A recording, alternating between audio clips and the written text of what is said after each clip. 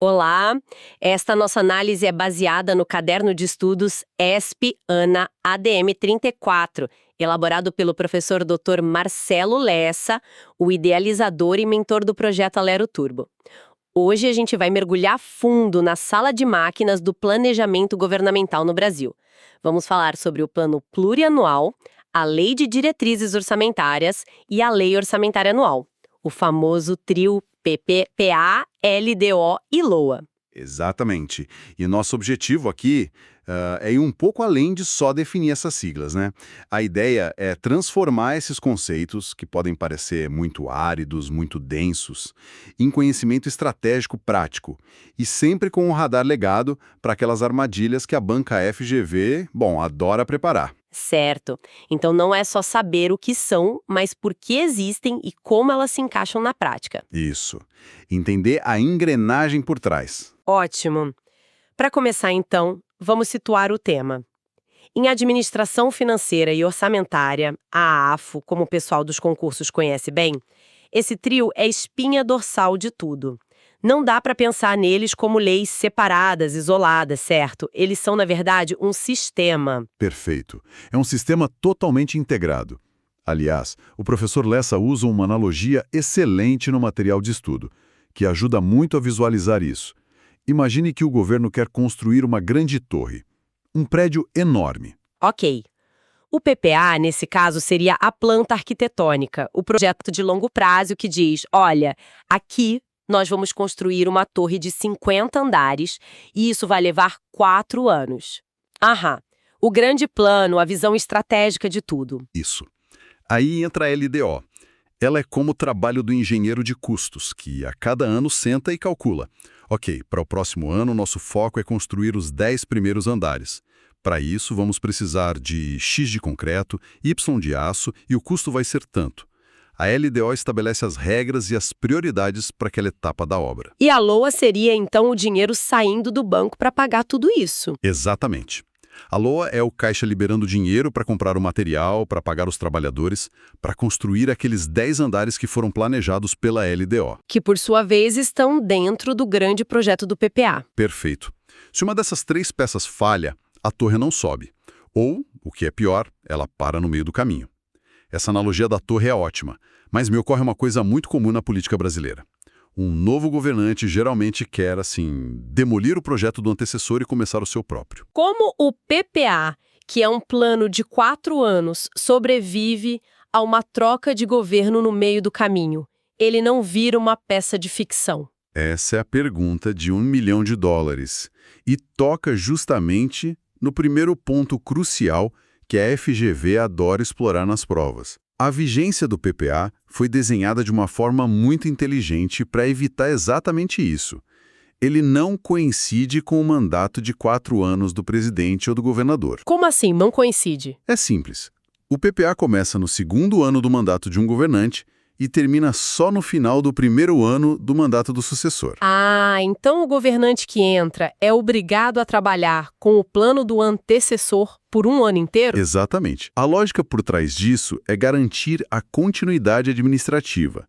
Impede que o novo gestor chegue e, sabe, por birra política ou por falta de um plano próprio, simplesmente paralise tudo. Faz sentido. Ele é forçado a executar o que já estava planejado. Isso dá tempo para ele elaborar o seu próprio PPA, que só vai começar a valer a partir do 2º ano dele no cargo. É um mecanismo de estabilidade. Entendi.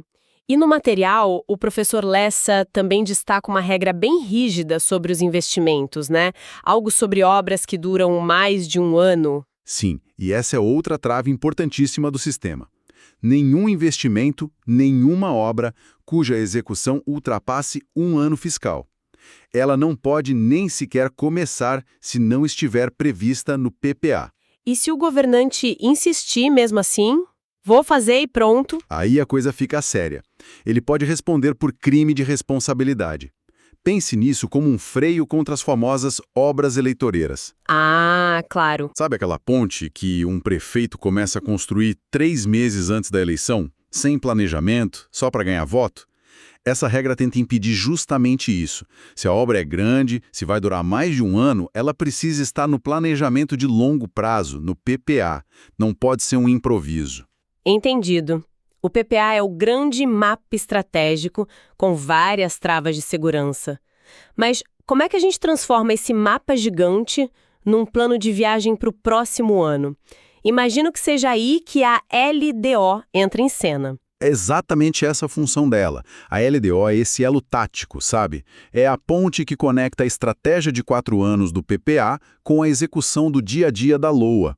Todo ano, o governo edita uma LDO para dizer quais serão as metas e as prioridades para o ano seguinte. E, o mais importante, ela orienta como a lei orçamentária anual deve ser elaborada. Ela funciona como as regras do jogo para o orçamento do ano que vem, então? Isso. E ela vai até além. A LDO também trata de possíveis alterações na legislação tributária e define a política de agências de fomento, como o BNDES, por exemplo. E, com a chegada da Lei de Responsabilidade Fiscal, a LRF, o papel dela cresceu ainda mais. Ah, é verdade. Ela passou a ser obrigada a apresentar 2 documentos que são fundamentais: o anexo de metas fiscais e o anexo de riscos fiscais. Ok, vamos traduzir isso. Anexo de metas fiscais. É tipo a meta de economia da família para pagar as contas grandes, como, sei lá, a prestação do carro. A analogia é perfeita. O anexo de metas fiscais diz exatamente quanto o governo pretende economizar, o famoso resultado primário, para poder pagar os juros da dívida pública. É a meta oficial de economia do governo. Certo. Já o anexo de riscos fiscais, bom, ele é um exercício de honestidade. É o governo dizendo: olha, essa é a nossa meta, mas e se vier uma crise internacional? E se a safra agrícola for ruim? E se o dólar disparar? Ele aponta o que pode dar errado e qual seria o rombo nas contas públicas se esses riscos se concretizarem. Certo. Então, com as regras e os riscos mapeados pela LDO, a gente chega ao momento de finalmente colocar o dinheiro na mesa. É essa a função da LOA, a Lei Orçamentária Anual. É ela mesma. A LOA é o orçamento propriamente dito. É a lei que, de um lado, estima quanto o governo vai arrecadar em impostos, as receitas, e do outro, autoriza o valor máximo que ele pode gastar em cada área, as despesas. Mas aqui tem um detalhe que derruba muita gente na prova. A LOA não é uma coisa só. Ela é como uma carteira com 3 divisórias bem separadas. 3 orçamentos dentro de um só? Como assim? Exato. A primeira divisória, a maior de todas, é o orçamento fiscal. Pense nela como a conta corrente geral do governo, que paga as despesas dos 3 poderes, dos ministérios, das autarquias como o INSS, das fundações.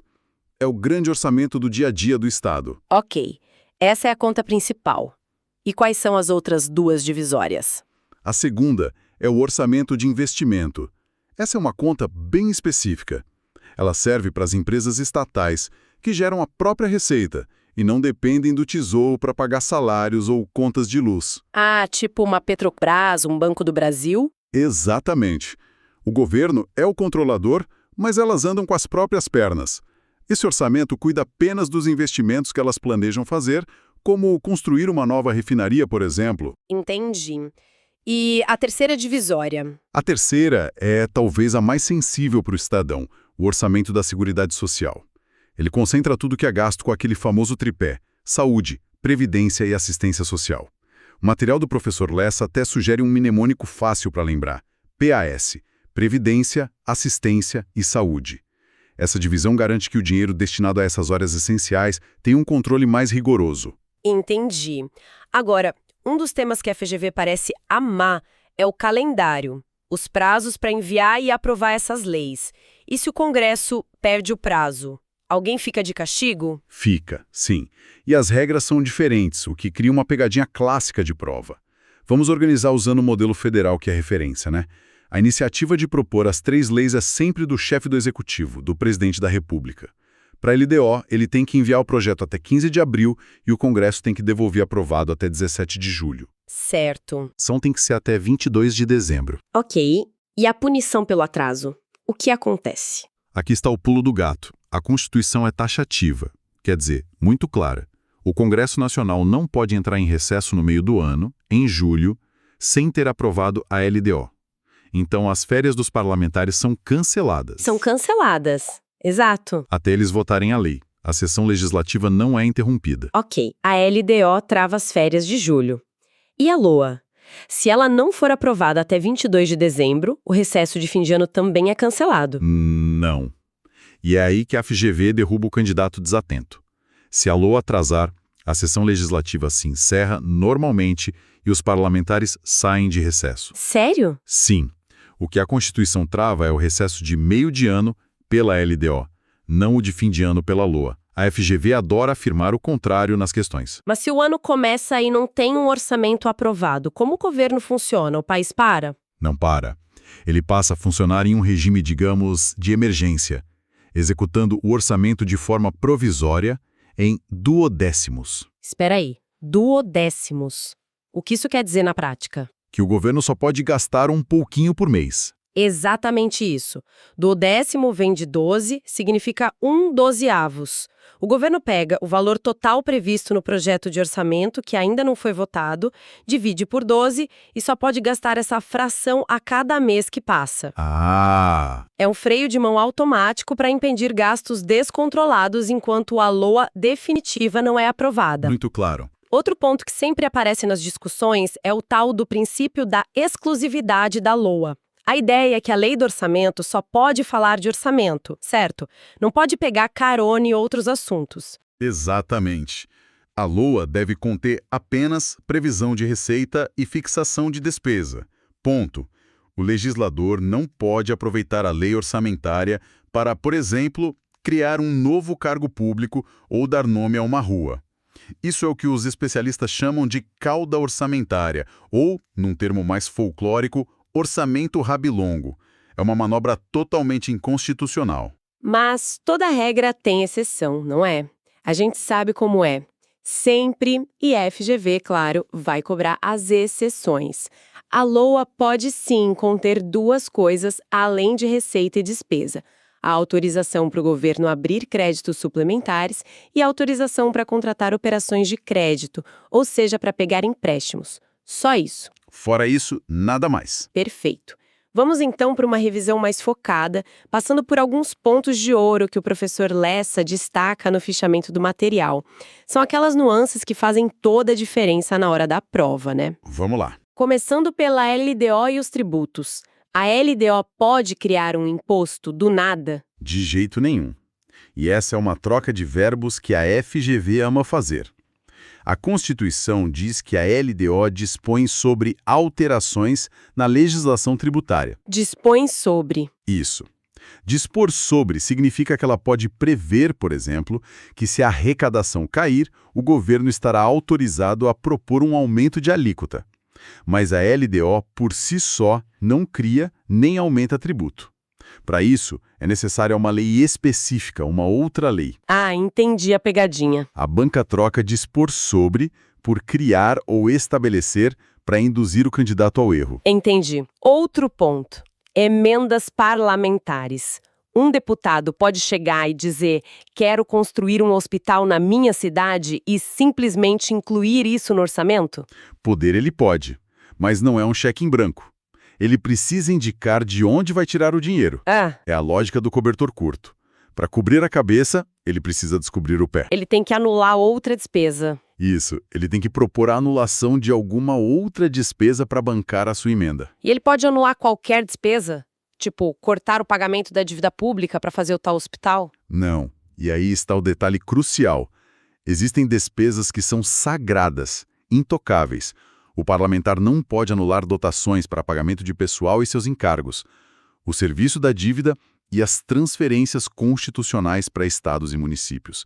É um núcleo rígido do orçamento. A FGV costuma colocar uma questão onde a emenda é financiada com o corte de uma dessas despesas, o que a torna inconstitucional. Faz todo sentido. E sobre os créditos adicionais? Os nomes são parecidos, né? Suplementar, especial, extraordinário. É fácil de confundir. A diferenciação é a chave. Pense assim, o suplementar é um reforço. Já existe uma verba no orçamento para uma política, mas o dinheiro acabou.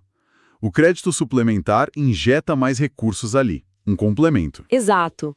O especial é para algo novo, uma despesa que não foi prevista na LOA. Precisa criar uma dotação do zero. E o extraordinário é a ferramenta de emergência. Emergência tipo... Uma guerra, uma pandemia. Sim? Pense na pandemia da Covid-19. O governo não podia esperar meses pela aprovação de uma lei no Congresso para comprar respiradores ou construir hospitais de campanha. Ele precisava de dinheiro para ontem. O crédito extraordinário serve para isso. Despesas urgentes e imprevisíveis. Ele é tão excepcional que pode ser aberto por medida provisória, para ter efeito imediato. Entendi. E para fechar essa revisão rápida, a diferença entre as estatais dependentes e as independentes. O nome já dá a pista.